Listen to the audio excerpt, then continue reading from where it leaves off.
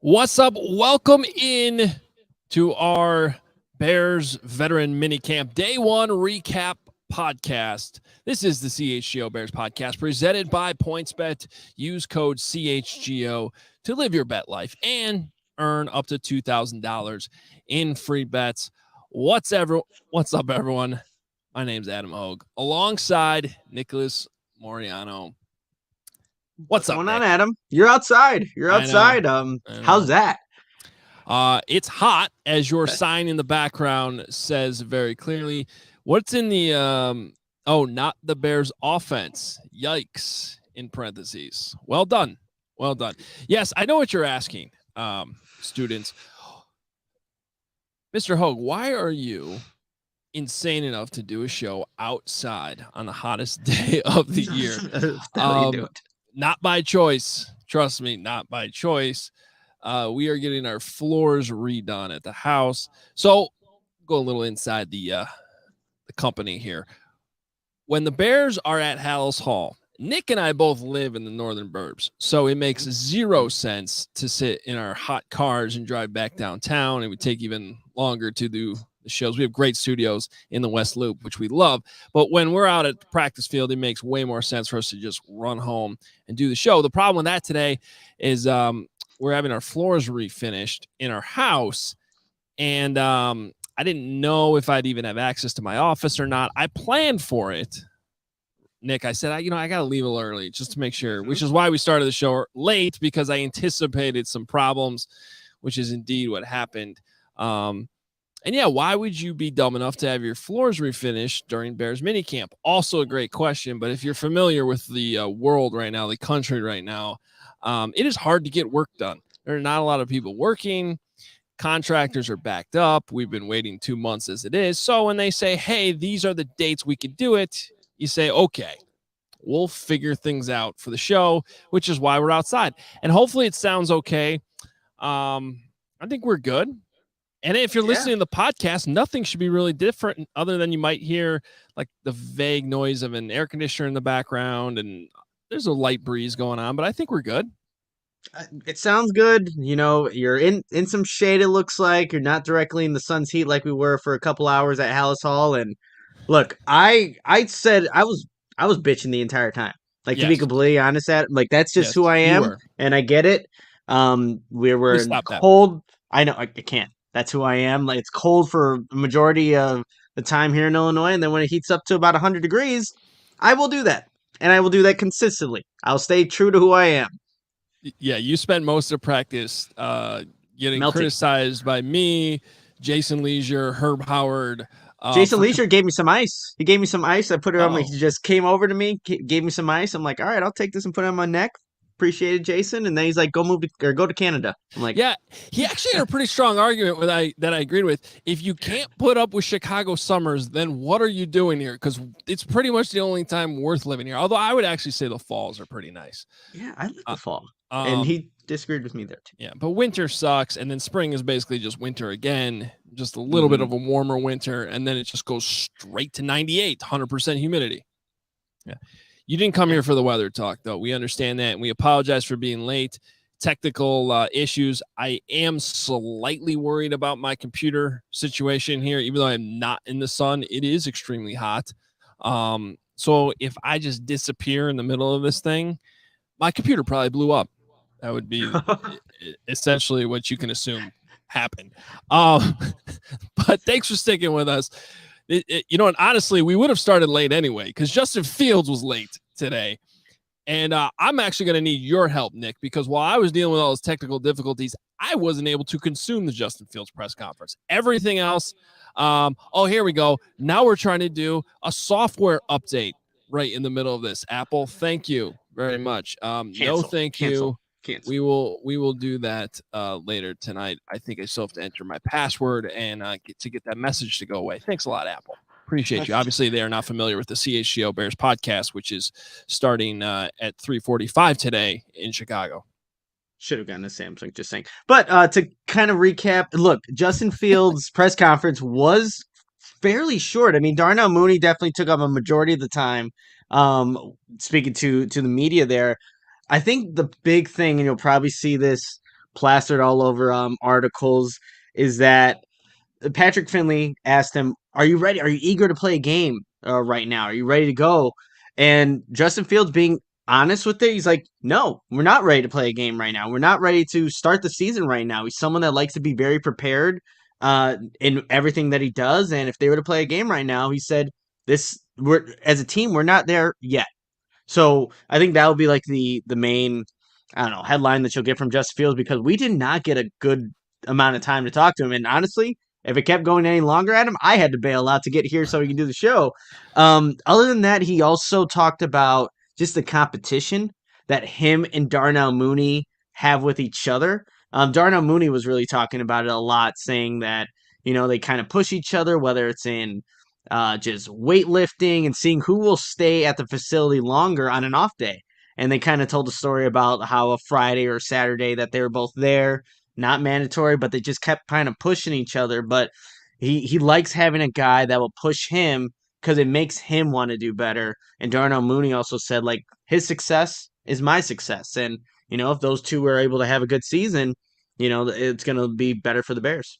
Yeah, I appreciate that honesty from Justin Fields because, quite frankly, that's what we're seeing right now on the practice field is an offense that does not look that good. And, maybe we should start there. There's a lot, quite frankly, in this show to get through. I have a lot in the notebooks. I know you do too, Nick. And we want to leave some time towards the end of the pod, too, to answer some questions. And we do have 3 days of this mini camp, so we don't get to everything today.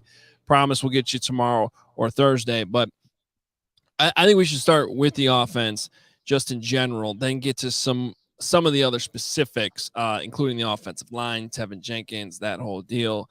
And then eventually we got to talk about Robert Quinn, too, who was not there. In case you missed that, Robert Quinn is not showing up, and it is not excused. Matt Eberflus made that very clear. He wants him there, and he's not. So that's something the Bears are going to have to deal with as an organization. But it was another day of the Bears defense beating the offense. And we've talked about this. Like all the other OTAs, we've done these shows. That seems to be the theme. Last week, that's what we saw. Matt Eberflus talked about how the offense had a good day Monday, and we just got to take him at his word for that. And we still have 2 days of this mini camp to look at. But the reality is, on the days we've been out there, we've seen a lot of plays that seem to be strung out, where Fields is not able to get rid of the ball fast, where he has to roll out undesigned and just get the play off. And it, in a practice setting, it's probably a sack in a real game, or it's a throwaway. We brought up that throw last weekend in the end zone where we couldn't figure out, is he just throwing it up to continue the play, or is that's a game? Is he throwing the ball away? It's tough to tell. So I asked Matt Eberflus today about this, Nick. And, just being honest, like, I know we don't get to see all the practices, but the big focus for Justin Fields right now is getting rid of the ball faster. And as an offense, quicker decisions. And actually, and we're seeing the opposite of that a lot of times. We're seeing plays being strung out. And it's not just the defense winning, which happens a lot. It seems to actually be somewhat of a problem. Now, I did love his answer, which some of it might sound like excuses, but it is a real thing. And I appreciated Matt Eberflus's answer, because I don't think he's ducking the most likely truth that the defense is actually better than the offense right now, and the offense is struggling a little bit. But he did point out, and this is 100% fair, goes along with what Cole Kmet said last week to us. There's very little you're getting out of the running game right now in this OTA setting. And Cole Kmet said it last week. Are OTAs valuable? He said yes. Passing game, timing, chemistry, all that. But running game, basically worthless, because it's not live tackling, it's not live hitting. You really can't execute much in the running game in this setting. And a big part of this offense that the Bears are installing has to do with the running game, has to do with play action. And so even if you're running plays that are play action, you are running a lot of 7-on-7 or even 11-on-11 in settings where that defense, that ball hawking defense that you're trying to get going here in Chicago in this new scheme, pretty much knows it's a pass every time, right? Or can sit on the pass. And I think that is a very practical answer that makes sense. I don't think it excuses everything. I think it's still somewhat concerning going into training camp that it's looked like it has, Nick, but I can accept that answer. And he even said, we'll get a better idea of this when the pads go on in training camp. And then that's when I think we can really sound the alarm bells if it still looks as tough and rough as it has looked so far. Yeah, and another thing that I was picking up on just from listening to Eberflus, Darnell Mooney, and Justin Fields for the brief time that we got to, listen to him, it sounds like the offense was being the coaching staff kind of took a step back. Like, you're gonna run these game like situations where we're not gonna tell you what to do. And what did we also see in that practice? And we saw some false starts kind of happening throughout the practice. And so you're kind of allowing Justin Fields to run this offense. And at this point, they're still installing a lot of these things. There's things that, yes, they're trying to memorize plays, but now today it sounded like just from what Eberflus was saying too. That's why they had the officials there run the offense and kind of do your own thing, and let's see how that works. And today it did not look good. It didn't look good. And Justin Fields even talked about like I said earlier, like they're not ready to run a play game today. They're not. So you kind of got to see where they're at, where they're still growing in this offense. But that's what Darnell Mooney said. They're running like game-like situations in this practice. And for the most part, in this hot 100-degree day, it was the defense that made a lot of the plays. It was all over. Like if there were actual plays where the offensive line had to block, Justin Fields would have been hit a couple times. He would have been sacked. Mm-hmm. There were definitely interceptions that happened. There were drop passes. And even when the plays were executed almost to perfection, you have like a Daz Newsome getting hit right in the chest over the middle of the field. And Jaquan Brisker gets an interception because of it. It's like, man, you almost had everything down. And then it only takes one of those 11 at him to screw something up, and it becomes a negative play instead of a nice gain over the middle of the field. Yeah, so look, we don't need to harp on that too much other than to say, hey, this has been a theme during OTAs. It is a little concerning. And we'll check back at training camp. Also, we'll check back tomorrow and Thursday. Maybe there's an improvement. So we'll see on that. Now, offensive line. Very, very interesting. Because we said this last week. I said I want to see what it looks like next week. Is this... The coaches are saying that Tevin Jenkins moving back to the second team. They're just trying things. That seems hard to believe after now we're in the veteran minicamp and there wasn't a change from last week, which means Braxton Jones was your left tackle, rookie 5th-round pick out of Southern Utah, making a heck of a jump up in competition. And hey, spin zone. Maybe this is the greatest draft pick of all time. And he's just that good already, and he's the first team left tackle in the NFL. If so, wow. I mean, that's amazing. But Larry Borum's back on the right side, Tevin Jenkins with the 2s. Your reaction? I mean, that's what it was. We were kind of talking about it, like, what does this mean? It's like, does that mean that Braxton Jones is really good? Are they still figuring out? But Matt Eberflus, and I don't know if he said this in his other press conferences, but he said they were finishing out the last 6 practices with this combination. I don't remember hearing that in the other press conferences. Like, don't be surprised if you see these guys again. But he said, yeah, I think Herb Howard asked the question, and he said, yeah, these last, like I mentioned, like these last 6 practices, we're gonna go with this combination and assess in training camp. So that was I guess new to me, but it's yeah, that's what ended up being the case with Braxton Jones at left tackle and Larry Borum at right tackle and Tevin Jenkins running exclusively with the twos. Yeah. I don't know that's a good sign. But again, there's a lot of time between now and even the preseason games, right? And certainly the regular season games. So definitely just another thing that's notable. Hey, there's good things that are notable. There's bad things that are notable. We got a couple things here to start the show, just reporting what's going on that probably not ideal unless Braxton Jones is the greatest draft pick of all time. Okay. So, and then maybe it is a good thing. I just, look, you and I were standing together when Carson Taylor. Now, I would like an honest, we can't really run polls here live on the show, but I would love to run a live poll from our viewers that are watching live if they've ever heard of Carson Taylor. Okay. Now, we've heard of Carson Taylor. I took note of him originally at rookie minicamp. Said, hey, that guy looks a little undersized for a defensive end, but he sure looks quick, and he's doing some good things out here. Granted, it's against a bunch of guys that won't be on the team in 3 days. This is rookie minicamp, remember? And I looked them up. Okay, Northern Arizona, 6'3", 241. I remember tweeting something about him that weekend, and like it took hold amongst the rabid Northern Arizona fan community.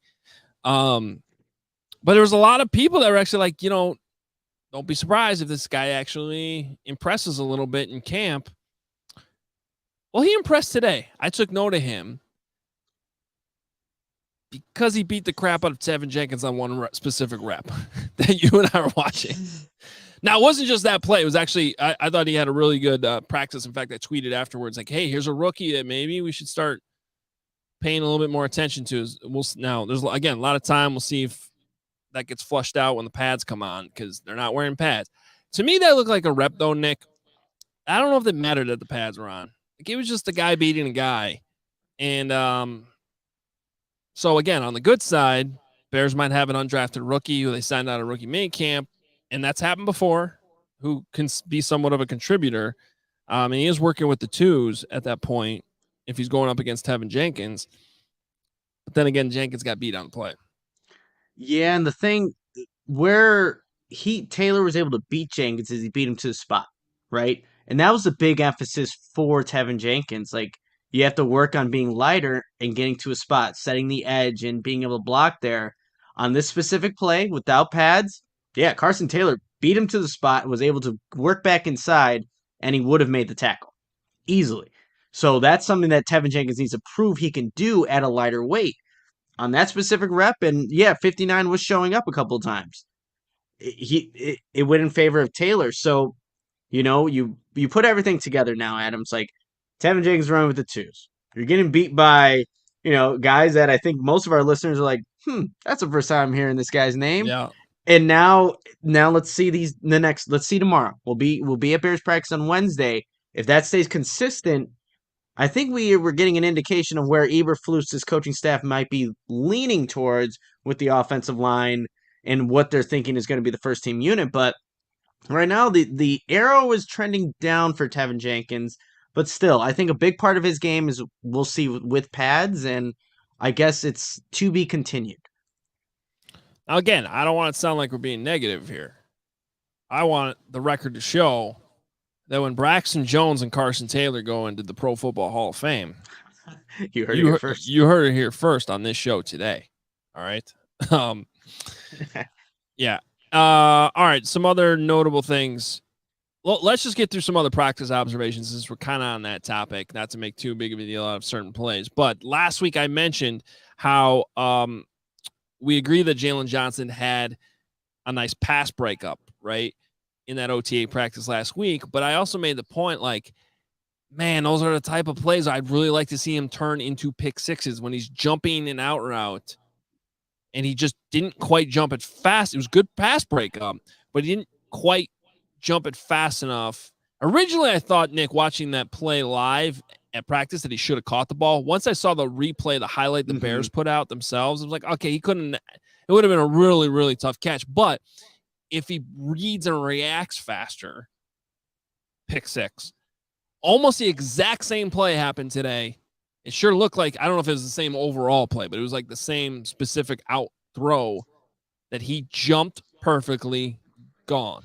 Like to see that. Definitely like to see that. You see a play, it happens in practice, you say, oh, it's good, but it could be even better. And then the next week, he takes care of it. Yeah, and that was on Justin Fields too. Like exclaimer, like that was Justin Fields. I don't know if he was late. I don't know. Again, it's hard to see, but we did see the pick six happen for Jalen Johnson, and you honestly, you want to see that from him. He's a guy that's your number one corner, and you need to see him make those type of plays, and he was able to execute in to perfection on that out route, just taking those risks, and that was something that he didn't maybe do quite enough last year. Took the risk there, end up in a pick six. Yeah. And every play has, again, positive and a negative. So, it is Justin Fields throwing an interception on that type of play. Of course, we don't always know. I'll say the same thing I said last week. Like, that may have been a play where that's where you're supposed to throw the ball. And goes back to what Matt Eberflus said. You start seeing these plays over and over again. The offense is passing. It does give an advantage to the defense, and that's definitely fair to point out. You mentioned the drop by Daz Newsome at one point, which led to an interception for Jaquan Brisker. I will say this, when the ball's in the air, the ball's loose, the defense is, at least in practice, has been very, very opportunistic on the days that we've been out there.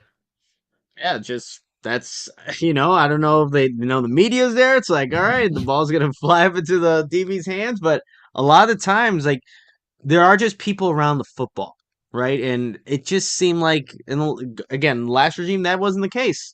And they've been practicing it. Darnell Mooney mentioned, like, he noticed the intensity of that defense and the new scheme that they're running from a couple weeks in. So now you're kind of seeing it with the turnovers and everything that they're kind of doing. But yeah, that's that. Again, we highlighted that play, how it was a negative for Daz Newsome, but definitely a positive for Jaquan Brisker, who continues to make plays on the ball. All right, there was one, I would say, pretty significant injury. It was a big injury today. We'll talk about that in a second. But first, I want to tell you the best way to support CHGO is to download the PointsBet app. Use code CHGO when you sign up. And if you do that right now, you'll get 2 risk-free bets up to $2,000. And that's not it, because if you make a $50 or more first-time deposit, you'll receive a free CHGO membership, which unlocks all of our web content, and you'll even get a free shirt of your choice from the CHGO locker. That's $2,000 in free bets, a free CHGO membership, and a free t-shirt from the CHGO locker, all for making more than a $50 first-time deposit at PointsBet. Any questions, email pointsbet@allchgo.com. We'll help you out. You're home for live in-play betting. Just got even better because they have the live NBA same game parlay. Last night would have been a wild ride if you were running those live NBA same game parlays. You had the Warriors looking like they're going to blow them out, and then Celtics come back, and then the Warriors basically do blow them out. So could have had some fun there with the live NBA same game parlay. For the first time ever, you can build those parlays only with PointsBet. Combine your favorite bets anytime during the game and boost those parlays as well. Online sign-up is available in Illinois. Download the PointsBet app right now. Register your account from start to finish, all from your phone. What are you waiting for? Once the game starts, don't just bet. Live your bet life with PointsBet. Gambling problem, call 1-800-522-4700. All right, Chicago sports fans, if you aren't a member of our CHGO family, at this point, what are you waiting for? Members will have access to all of our premium content from all of our great writers. I had a article come out earlier this week on Justin Jones. Will continues to be just putting out those player previews, and he has a couple more in the works. And we'll have a recap at the end of the week on all these mandatory minicamp practices. So you want to tune in for all of that. You also get a free t-shirt of your choice when you become a member, and you get access to the members-only Discord, the CHGO Lounge. And, of course, we have podcasts and live shows on every team, every day. Sometimes Adam will be inside of his house, at the studio, or outside. You never know. That's why you got to tune in each and every week. So come join this amazing family that is constantly growing here at CHGO. Maybe that's a game we should start. Just like, where's the hell Adam? Do I do the show from? Yeah, I like it. We should do that. As long as it is easier to set everything up and get going faster. Yeah. Without my computer blowing up. All right. Late in practice today, since I couldn't even tell if it was a legitimate ball that was loose or if it was just one of those scoops off the ground because the defense is being told to scoop the ball. I think it was on an incomplete pass. The ball was just loose, scoop. Well, I guess a downside of playing those plays out was then you had Dakota Dozier look like he was trying to make a play. Did you see the whole thing unfold? No, I mean, I just saw the scoop, and they're like trying to do a scoop and score, and then it looked like probably Dozier was trying to go after. I don't know, but then he fell down, and it unfortunately was a situation where they had to bring the cart out because it looked like some type of leg injury. They brought the cart out. He was able to stand up with a lot of help to get on the cart, and the Bears actually had to switch to the other field that's directly adjacent just to finish practice while all that was going on. So, don't know anything more than that. Matt Eberflus didn't have any updates afterwards. So we don't know the severity at this point, but if it is something that's significant, that impacts the season, that is somebody who was competing for that right guard job with Sam Mustipher. So what already appeared to be a big hole, still a big hole. Yeah, and he was shaking his head too. I'm just kind of watching just how he was handling it.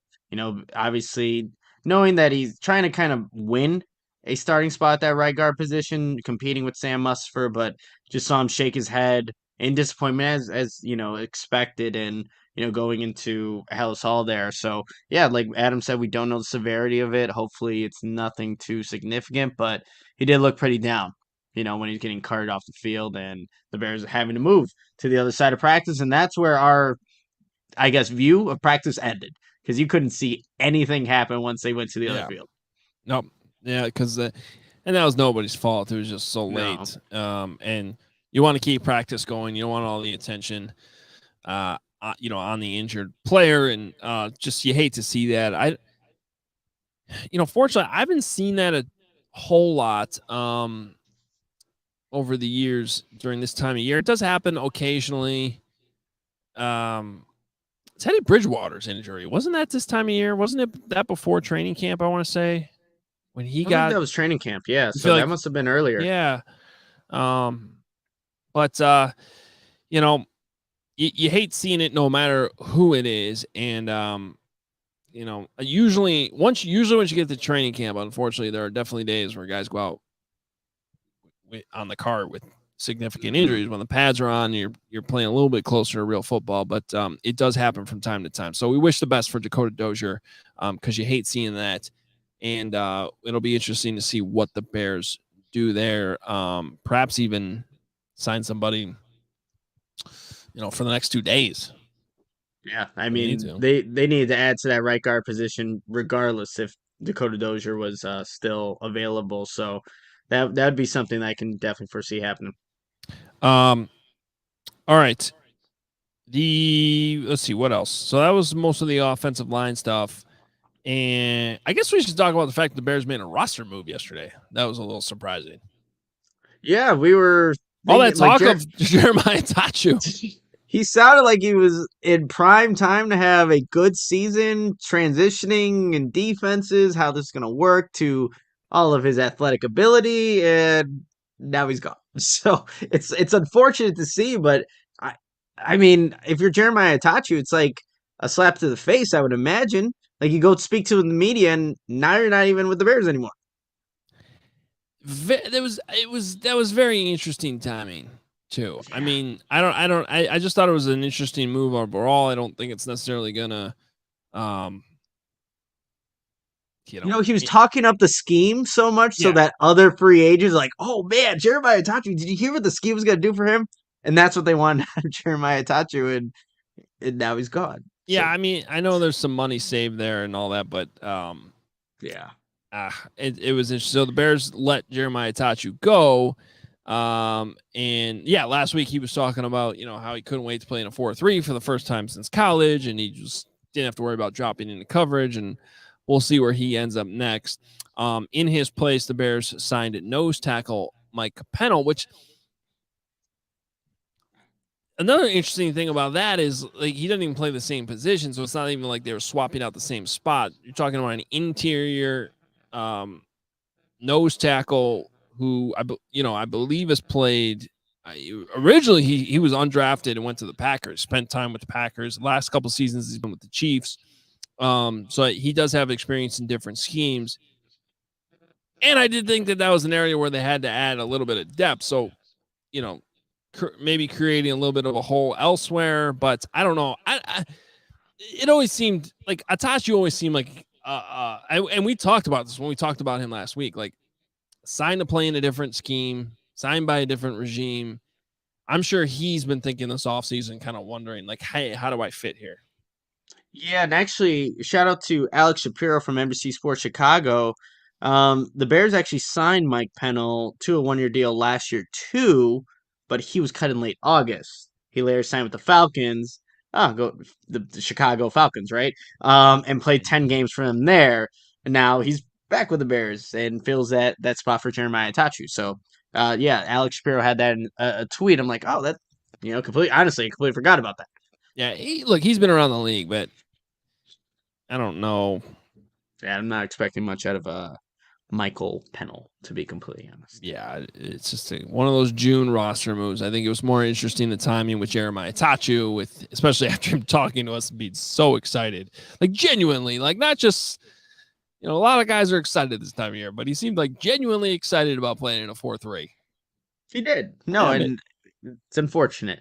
One thing that I didn't want to bring up too, Adam, I think we mentioned like there were officials, refs at today's practice, and Matt Eberflus actually said this is going to be something that it's going to be recurring. They're going to bring them back for these remaining days, but also in training camp, and they're going to use refs from the Big Ten and also the NFL. But these refs are available and have been also in the team meetings so that players can ask the referees questions about, whatever it may be. And I think that's a really good move. And this is not the first time we've seen refs at practice, of course, but to have them available so players can ask questions, especially I would imagine like the DBs have a bunch of questions for these refs. Like, are you going to let me play defense or are you going to call pass interference every single time? But, just making sure that his team is always prepared. He mentioned that in Indianapolis, the defense was one of the least penalized teams in the league. The offense was also one of the least penalized teams, on that side of the ball too. So just to ensure that his team doesn't beat itself, and in this practice there were a couple false start penalties, but you got to get it out of the way at some point, right? Yeah, look, it's been a something they've done for a while to have referees at training camp for at least like a week stretch. I believe they had them at Halas Hall last year during the Dolphins week. Yep. And then it's become more, and then that's usually when they have like a team meeting. So I do think that they've expanded that. I don't know if that's an NFL initiative or like, because the training camp stuff, that's mandatory. They go everywhere. And they're supposed to be, and usually in the past, pre-COVID, the reporters, we would actually get a session with the referees to learn about all the new rules and have them answer any questions that we have, which is, I always enjoyed that.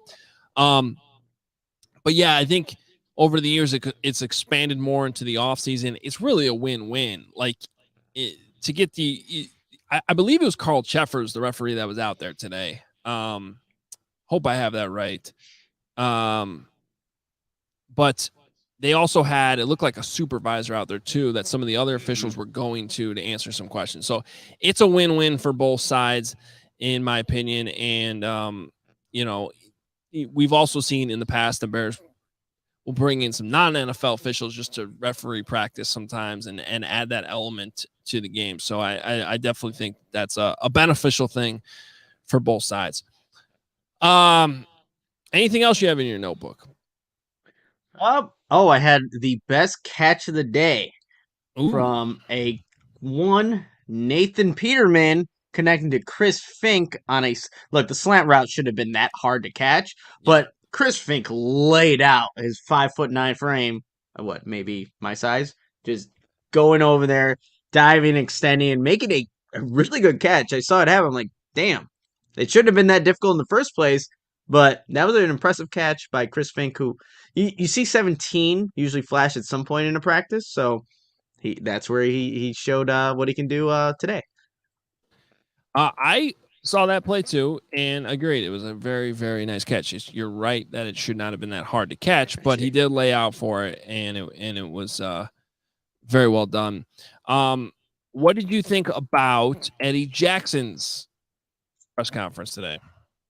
Yeah, Eddie Jackson kind of talked about again tag teaming with a Jaquan Brisker, and he was pretty candid. He was pretty candid with his answer to whether he likes playing in the box or roaming around. And he's like, Jaquan has come out and said, like, hey, I like to be in the box. I like to be there. He's like, hey, if he wants to do that, I think I play my best as the safety who's roaming around and making plays. So that's what A. Jackson had to say. Still, obviously, just learning this defense and kind of trying to get acclimated to it. But he does like that Jaquan Brisker is already making plays. It's good to see early on in camp. And, hopefully unfortunately, we didn't get to see that duo much today because A. Jackson didn't practice. He had a helmet, but he didn't practice. Yeah, and I found that to be interesting still. By the way, I want to correct myself real quick. Craig Rolstad, pretty sure that was the referee today. I knew as I was saying Carl Chevers, I was mixing them up, and then I had to look up the right one. But yes, just want to be completely 100% accurate on that one. 99.9% accurate on that one. Hey, you did the work. You researched it, made sure you got it right. I like that, Adam. What I also like is our next partnership that we have, which is Owen, which stands for Only What You Need. This brand is a 100% plant-based protein company that gives you high quality and carefully selected ingredients to keep you functioning throughout your entire workday, and especially after an intense workout. In these protein shakes, you get your vegan omega-3s, your green superfoods like broccoli, kale, and spinach. We should all eat more of those. And all these amazing ingredients reinforce what Owen stands for, only what you need. I've been using Owen for the last 2 years. They even got my girlfriend hooked on it. CHGO is also hooked on it.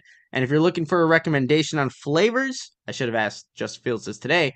The Pro Elite Chocolate Shake is my favorite. And I bring up Justin Fields because I first heard about Owen from QB1. Justin Fields, who does follow a plant-based diet. Owen and CHGO have partnered up to give you an awesome offer. When you use the code CHGO20, you get 20% off your first purchase at liveowen.com. Again, that's 20% off with the code CHGO20 at liveowen.com. So join us here at CHGO and Justin Fields and try Owen, only what you need. Yeah, and just a reminder again, to check out all of our great content at CHGO. These are the closest things we've had to our post-game shows, which I cannot wait for once the games start. But they'll be fun to do during training camp too. We're going to try to bring you on a daily basis the best stuff from every day from these practices. And this mini camp is kind of a little bit of a dress rehearsal for us too, especially to work out the technical side of things when it's 98 degrees out and you have to do the show outside. Now we've done it. Yeah, and giving live reactions to what we're seeing out there. And obviously, when it's the games, you could be a lot more in depth, and we don't have to sugarcoat some of the things we're seeing. We can tell you exactly what's happening in our analysis of it. But in the meantime, our great teammates at CHGO have these post-game podcasts for you every single day and great content at allchgo.com. So make sure you're signing up for those memberships and checking out the CHGO locker as well and getting all of our great T-shirts, which are phenomenal. So that is all there for you at allchgo.com. Do want to close the show with answering any questions that you guys might have. So our producer Natalie can kind of throw those up. I did want to throw out one more thing though, from Kyler Gordon. What's that? You got a box? Yes. Before, as you were kind of, working with the laptop there, I got a box here, Adam, and I was going to do like a live unboxing here because I think I know what it is.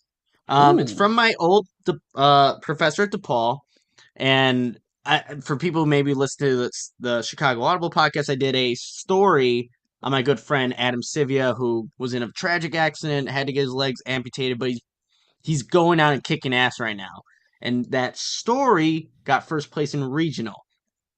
I think this may be the national. It could be national first place. It could be nothing. It could be, hey, Nick, you didn't win anything. So I was kind of unbox this and see what it was. But if we have any questions, as I'm probably struggling to open this box, we could definitely do that too. All right. Well, I'm curious. Chat from a Mitt. Thanks for throwing that in there, man. We appreciate you. As we see what's going through the box. What I was gonna say is that Kyler Gordon still not practicing, but Matt Eberflus did not seem concerned at all. He pointed out that Gordon was on the field doing side work and added he's doing awesome. So I did want to make sure that we threw out there. All right, what is in the box? I feel like it's like a David Letterman segment. I know. What do we got here? Society of Professional Journalists. Oh, that was loud. It's a folder. Oh, what do we get? Wait. Is this Mark of Excellence Award? Winner. Okay. So is that first place? Did I win everything? Region 5. I think I just got first place for this award, Adam. I feel like my God. This is like a I don't know, school. Yeah, no, it's from school, obviously. So winner presented Nicholas Moreano, DePaul University, Civ Strong, in recognition of outstanding accomplishment in collegiate journalism in the category of television sports reporting. Sweet. Wow. Let's go. Nice. I can't wait to tell Adam. Appreciate it, Adam. That's going up on the wall. Great job by Will printing out that certificate and sending it to you. No. Thanks, Will. You put your name on it. You should have done that. That would have been a heck of a prank. No, that is real. Congratulations, man. That's cool. Appreciate it. Yeah. Yeah, it took a while to do. I had to fly to New Orleans. Then, I told my professor, I'm like, hey, I have to go to New Orleans. That's where my friend lives. I'm going to do a bunch of reporting and video work, and hey, it worked out. I'm glad I was able to tell the story the right way. Yeah. All right. We have some questions. The first one I saw pop up there was it hot today? Yes, it was. If you missed the start of our podcast or the sign, I know it was a facetious question, but yes, it was definitely hot. Did Gordon sign his contract yet? Maybe that's what's going on. Maybe, he was moving out there. I mean, he didn't have a helmet, but he was moving. He was there, and like you said, Eberflus wasn't too concerned. Yeah, and you don't want to get hurt. Yeah. So we haven't talked about. Oh wait, did we talk about Robert Quinn? I forget. Well, we mentioned that he wasn't there. But yeah, we should talk about that and what it means. It was because we did we're the Bears drafting with the first pick in 2023, says Jets gang. That would require the Jets to not have the first overall pick. Oh yeah, if that's happening. I did point out the one way the Bears get the first overall pick. In practice today when we were talking. I don't. You want to explain how? I'm just gonna say the Bears are in trouble if Justin Fields were to get hurt. Yes, they definitely would be. Yeah. They definitely would. Will Getsy meet with the media during minicamp? Wondering if he's telling Justin to throw, regardless of if anyone is open. So, it's a great thing. There was a lot going on. It was a great question. There was a lot going on with Eberflus. We're not going to hear from Getsy. I was a little surprised by that, but the coordinators are not being made available during minicamp. So we'll have to wait till training camps to talk to them. And if that's the case, we're just going to have to ask Matt Eberflus that question. But still a good question, and it should be asked tomorrow. Back to Robert Quinn really quickly. I think because I've been saying, let's see if he shows up to veteran minicamp. He's not there. Matt Eberflus didn't want to talk about it. I pushed anyway to say, hey, just want to make sure this wasn't a situation where you guys basically gave him permission to not show up. Mm-hmm. And he made it clear, no, it's not excused. It's mandatory minicamp. He wishes he was here, wishes he was there. So, and he also said that's up to the front office now to kind of figure out from this point on. I think it lends more credence than to some of the rumors that have been out there that Robert Quinn might want to be playing for a different team this year. He might, and Eberflus has communicated with Robert Quinn. He made that known too. It's like it was his birthday a couple weeks ago. He made sure to send him, a birthday text, and so he has communicated with Robert Quinn. But like you said, it is inexcusable. I see here from Kyle, if Jenkins doesn't work out a tackle, right guard is available. Eberflus was asked about that. Like, is that in the realm of possibility? And he said he wouldn't. I guess all the possibilities are in the realm of possibilities. Essentially, what Matt Eberflus said. So maybe I don't know. Yeah, he didn't rule it out. He also didn't really answer it convincingly. Yeah. Honestly, if Jenkins was working at right guard with the second team, I would tell you, yeah. That would actually make a little bit more sense than what we've seen, or at least make you feel better maybe about the whole thing. He didn't just get dropped to the second team. Because if he's switching positions, you can say, we're easing him into it, at right guard. Again, I don't want to make too much of it. They're not wearing pads. Mm-hmm. The thing is, too, Adam, like, he's still, look, even though he's with the second team, he's still getting the footwork, the rep at right tackle. So it's still the position he would, maybe play with the first team and getting the footwork down and stuff. Obviously, the competition's lower down and the status of being first team, second team. So there's still value in being in this, with the second team. You're still going through the motion of things, but yeah, like if they were, I don't know, admitting defeat that he's going to go to the right guard, and we were seeing it, it makes a little bit more sense. Yeah, I think you could spin it at least a little bit and be like, hey, and maybe that's what we see here with Dakota Dozier being out. I mean, yeah, it's possible. And you could spin and be like, hey, look, we just have a huge need here. We're gonna try him there. I don't know, but at the same time, without seeing Braxton Jones and pads and real practices or even preseason games, like it's hard to buy into the idea that he's the greatest draft pick of all time.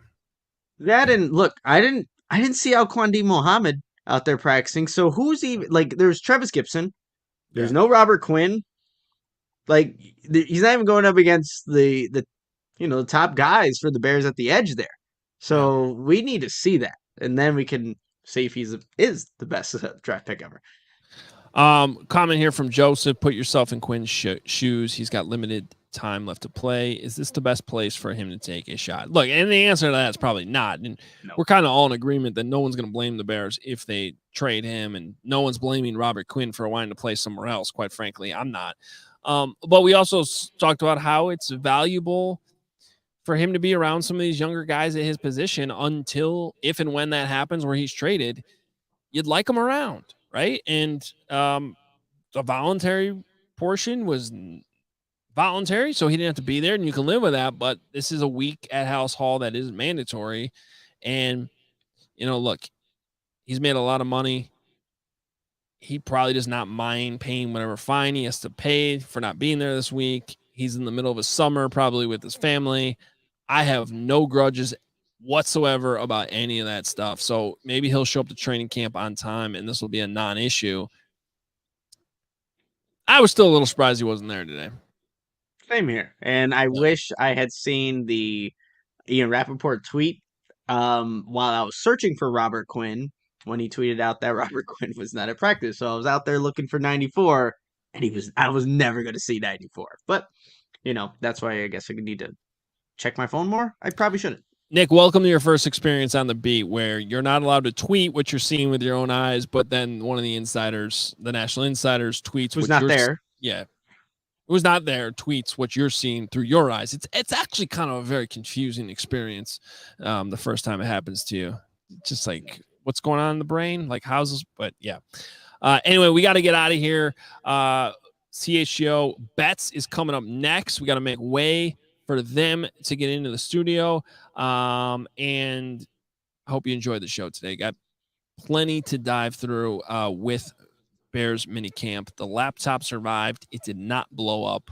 We're doing well. It is hot out here, but I'm not complaining. Nick was insufferable hearing him go through that practice with how much he was tomorrow too. Tomorrow's gonna be hot. Yeah. I'll be the same exact way. I'll be loving it because it's still better in winter. Thanks everybody for watching. Appreciate you. Follow us on Twitter at Adam Hoge, at Nicholas Moreano, and we will be back tomorrow. Follow us at CHGO _sports _Bears. use that code on PointsBet, CHGO. We're back again tomorrow, 3:30, with another recap from practice. A lot more coming this week. We'll talk to you then.